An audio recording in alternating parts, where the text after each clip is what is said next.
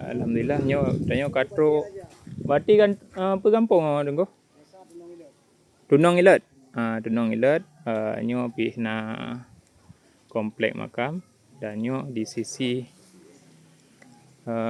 sebelah barat dari komplek makam je nah makam lain yang kali Mesraya.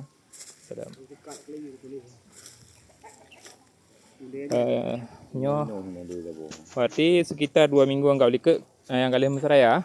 Nah 2 minggu engkau ikut berarti tim urung Bang Boy dan nyo ini aku sebut jerat nyo kan. Di Bate Raja. Tungku Bate Raja di komplek makam Tungku Bate Raja. Penyebutan masyarakat sekitar kan. Ino nyo bate bagian ulen namun puncak ji kah nalenya memang nam rempok le ya. Nam rempok le dan untuk bagian nisan tengahnya sangat spesial. Dan di bagian puncak nyo terdapat inskripsi ya yang memuat epitaf hanya kali ke 30.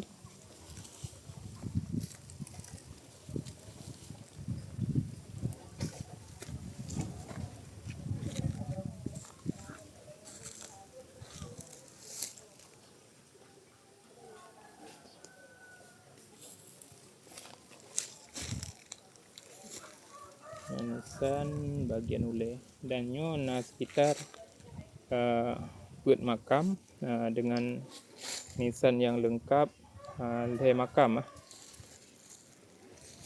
dan berkemungkinan nyo nisan lain tapi nyo terdapat le dan nyo untuk nisan yang paling barat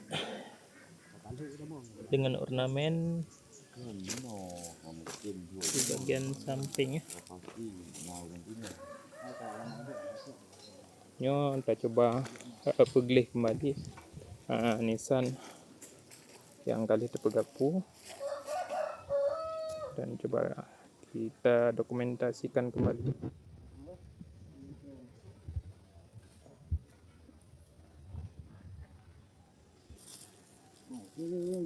Kuburan pun punya jabang.